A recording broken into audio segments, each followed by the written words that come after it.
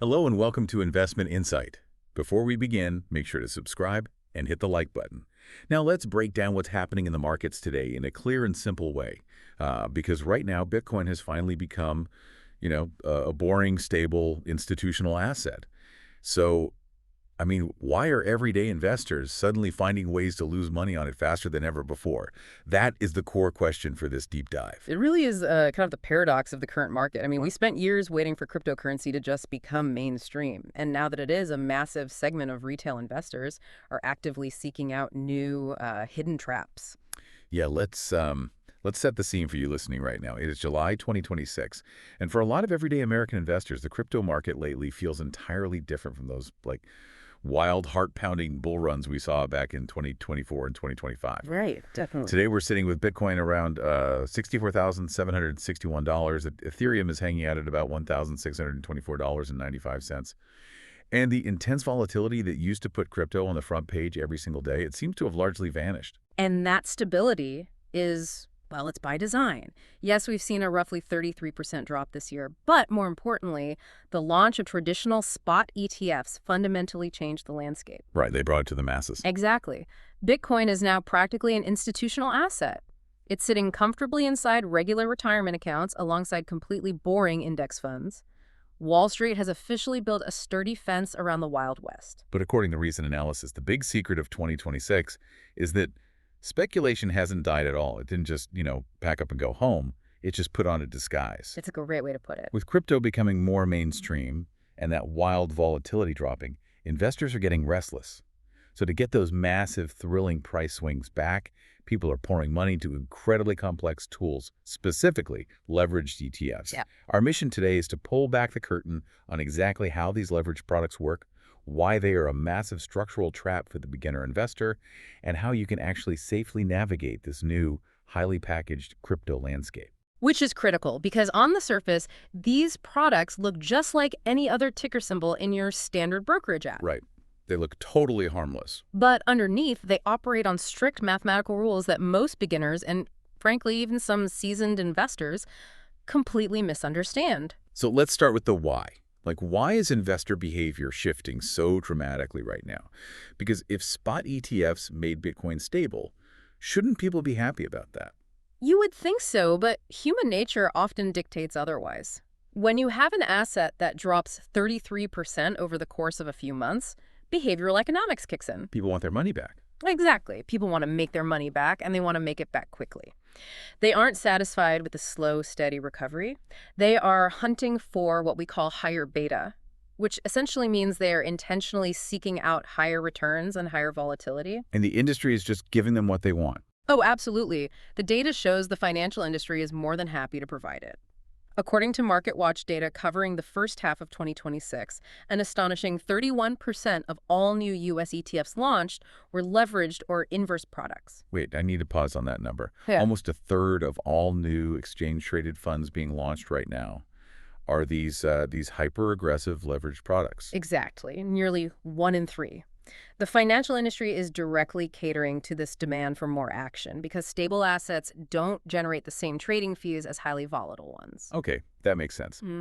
Buying a regular Bitcoin spot ETF it's like buying a safe, reliable family sedan. Right. It gets you exposed to the asset, gets you from point A to point B. But a leveraged ETF is like strapping a rocket jetpack to that sedan to go twice as fast. It's easy to buy in your regular brokerage account, but it's incredibly dangerous in traffic. That is a perfect analogy. Everyday investors are using these leveraged ETFs to try and quickly recoup recent losses, not realizing that the convenience of buying them in a standard account masks a massive structural risk. Okay, I want to dig into the mechanics of this, because I remember when I first started investing, I saw these products and thought I had discovered a cheat code. Oh, a lot of people do. Let me play the proxy for the listener for a second and admit my own past confusion. I used to think that if I bought a 2x leveraged Bitcoin ETFs and the crypto market goes completely sideways for a month, meaning it bounces up and down but ends at the exact same price it started, I should be entirely flat too, right? Because 2 times 0 movement is still 0. It is the most common assumption in the world, and mathematically it is completely wrong. Okay, break that down. If you hold a leveraged ETF in a flat, choppy market, You will actively lose money doing absolutely nothing. Okay, explain how doing nothing actively loses me money. It happens because of a mechanism called the daily reset, which leads to something called volatility decay.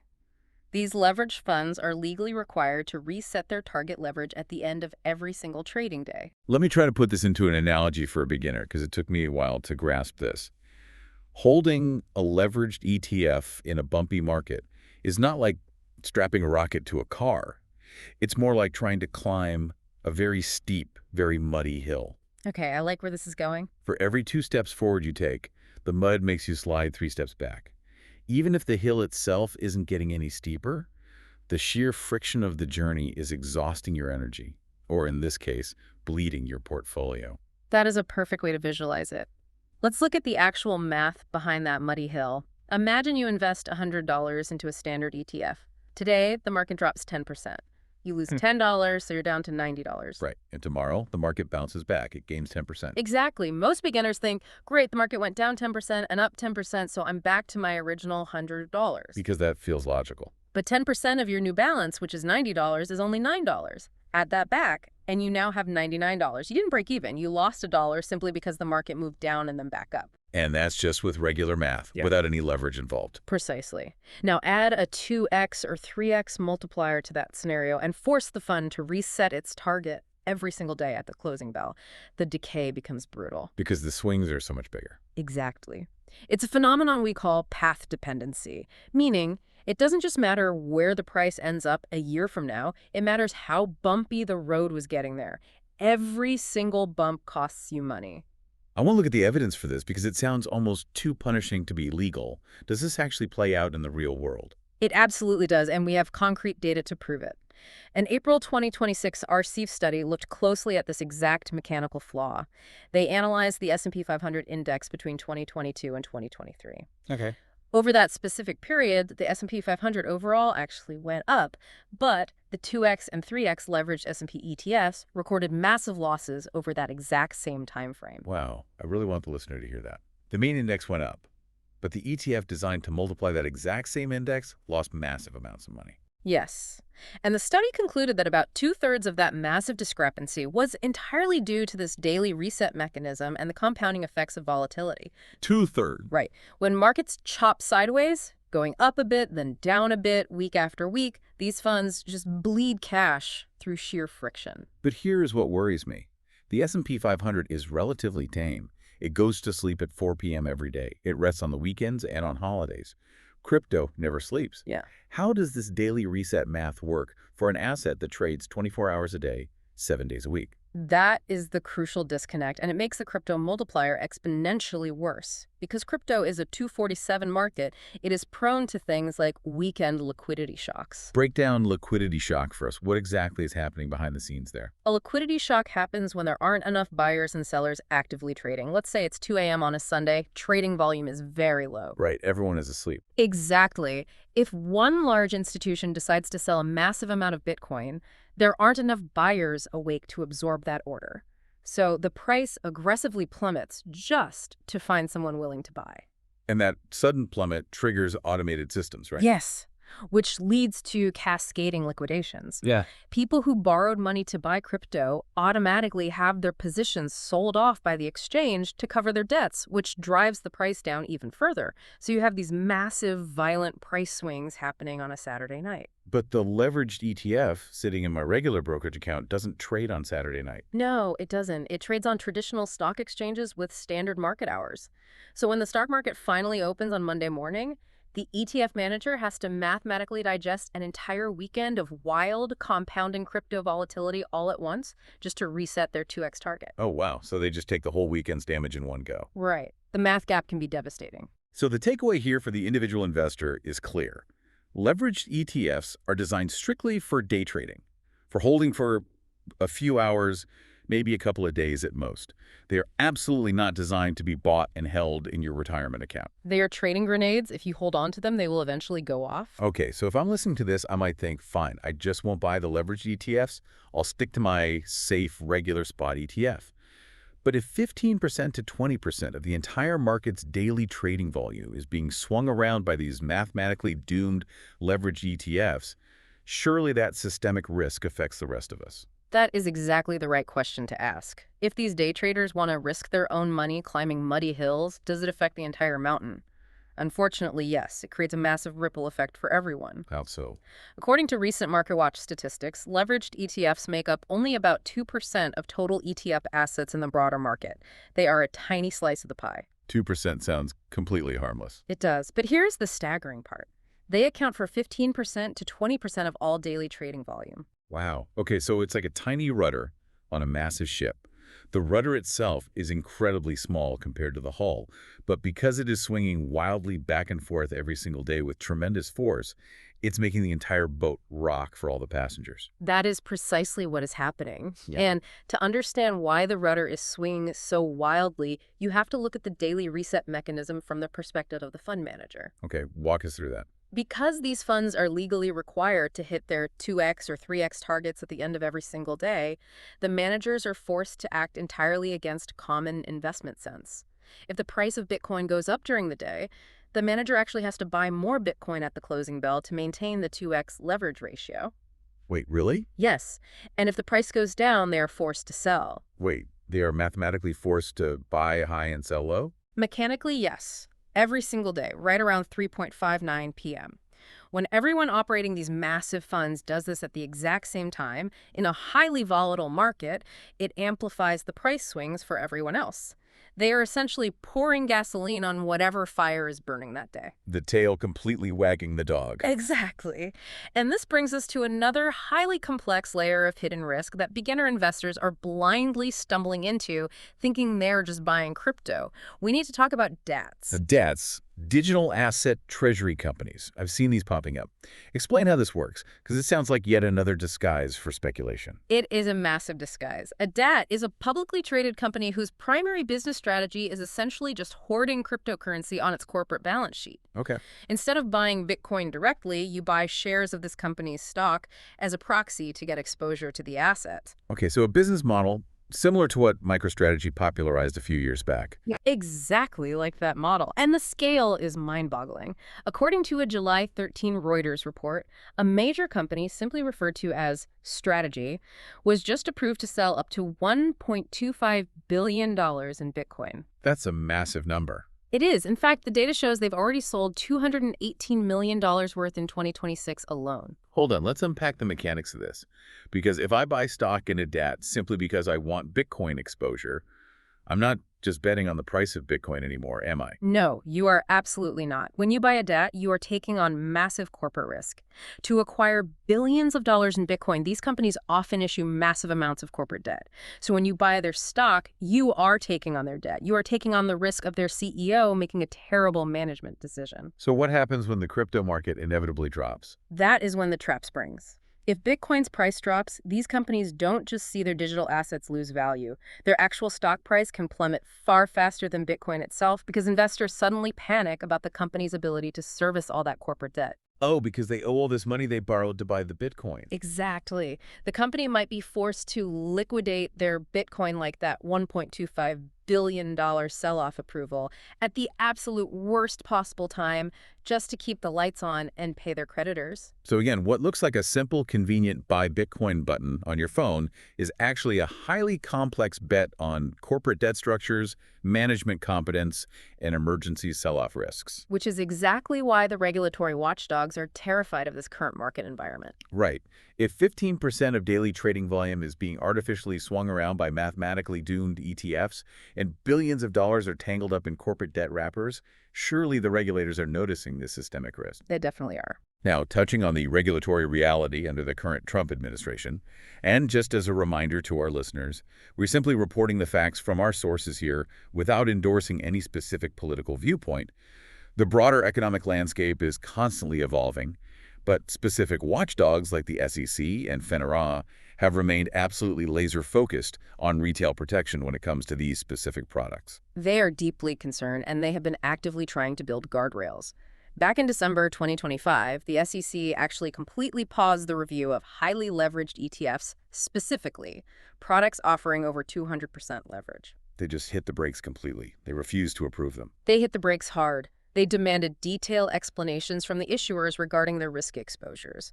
The SEC and FINRA look at the data, and they know that everyday investors are fundamentally misunderstanding the math of the muddy hill.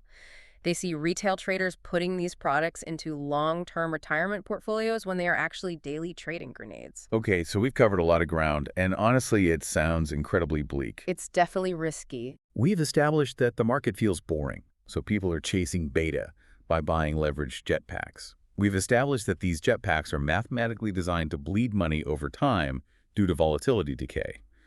And we know that debts are hiding massive corporate debt risks inside a shiny crypto wrapper. Yep. So let's pivot to the beginner's playbook. Based on all this data, how should you, the listener, actually invest safely? It all comes down to clearly defining one single variable. What is your time horizon? If you are looking at a very short 1 to 3 month window, you have to treat leveraged ETFs strictly as a risk budget tool. Break down risk budget, meaning this is money you're fully prepared to light on fire. Literally, it is not a yield tool. It is not a savings account to park your cash. If you choose to play in this leverage space, you must have a strict, predetermined stop-loss mechanism in place. And a stop loss is just an automated order that sells your position if it drops to a certain price, right? Correct. You have to tell your broker, if this drops by 10%, I am automatically out. You cannot let emotion take over. You cannot hold on to a losing leveraged position, hoping it will magically bounce back next week because, as we proved with the daily reset math, the friction of the market makes it incredibly difficult to mathematically dig yourself out of that hole. Okay, but what if I'm not a day trader? What if my time horizon is 6 to 18 months? I want exposure to crypto, but I actually want to sleep through the weekend liquidity shocks without panicking. Then you completely ignore the leverage. You stick to non-leveraged spot ETFs. Funds like IBIT. They simply buy the asset and hold it. Clean and simple. Very simple. They don't have a daily leverage target to hit, which means they don't have the daily reset, and they avoid the path dependency problem entirely. If Bitcoin goes up 50% over a year, the spot ETF generally reflects that reality, minus a very small transparent management fee. It is clean, it is straightforward, and it is designed for long-term holding. But I have one more question on strategy, because I'm hearing a ton of buzz about trading options on these regular spot ETFs. People are saying, don't use leverage, just use options to amplify your returns. Is that a safer alternative? Because to me, it feels like you're just trading one complex, misunderstood tool for another. It's an excellent question, and there's a lot of hidden mechanical nuance here. Options can be safer, but only if you know exactly how the underlying plumbing works. Let's look at the data again. A May 2026 study showed a 2.58% gap between IBIT options implied futures and CME futures carry. I'm going to have to stop you there and ask for a translation. Implied futures and CME futures carry gap is heavy jargon. What does that actually mean for the everyday buyer? Let's translate it. An option is basically a contract that gives you the right to buy or sell Bitcoin at a specific price at a specific date in the future. What that 2.58% carry gap means is that the traditional Wall Street options market and the underlying crypto futures market are literally disagreeing on what Bitcoin will be worth in 3 months. The plumbing between these two massive financial systems isn't perfectly synchronized yet. So there is a pricing mismatch happening behind the scenes. Exactly. And that mismatch creates hidden costs for the everyday buyer. Now, the options market for these ETFs is highly liquid. The data shows over 402,000 contracts were traded on July 13 alone. So it's very easy to jump in, click a button, and buy an option. But as we've learned today, liquidity and easy access do not equal safety. Not at all. Options are brilliant financial instruments because they allow you to design your specific risk profile. You can buy an option that puts a hard floor on your losses. It acts almost like buying an insurance policy for your portfolio. Which sounds great. It is. If the crypto market violently crashes over the weekend, your insurance contract pays out and protects your downside. But I feel a massive butt coming. But if you don't understand how options actually work mechanically, if you don't understand things like implied volatility, expiration dates, and the rollover costs associated with that 2.58% carry gap, they're absolutely just another form of gambling. If you don't know the math, you're just finding a more complicated, expensive way to lose your money. So, to summarize the core lesson for the everyday investor today, just because a financial product is easily available in your standard regulated brokerage account with a sleek user interface, well, it just does not mean it is safe. The extreme frontier risk that used to define the raw crypto market hasn't disappeared at all. It has simply moved. Exactly. It moved out of the underlying asset itself and into the incredibly complex financial packaging surrounding the asset. That is the absolute best way to frame everything we've looked at today. The risk is in the wrapper, and if we pull back and connect all this data to the bigger picture, it raises a profoundly important philosophical question for you, the listener, to mull over. Let's hear it. The entire original promise of cryptocurrency was decentralization. It was about owning your own money outside of the traditional banking They need system. the whole point. But today, if Wall Street is locking up all the actual Bitcoin inside massive corporate treasuries, and everyday investors are just endlessly trading highly complex, mathematically flawed paper derivatives of that Bitcoin, does the actual underlying decentralized blockchain even matter anymore? Are we actually taming the wild west of finance, or are we just slowly moving right back into a system where you never actually own your money and Wall Street holds all the cards? Wow. If we just end up trading paper IOUs for Bitcoin that we never actually hold, we've basically reinvented the exact banking system crypto was built to escape. That is a fascinating and slightly terrifying thought to leave on. Well, that is all we have time for today on this deep dive. Don't forget to subscribe and hit that like button.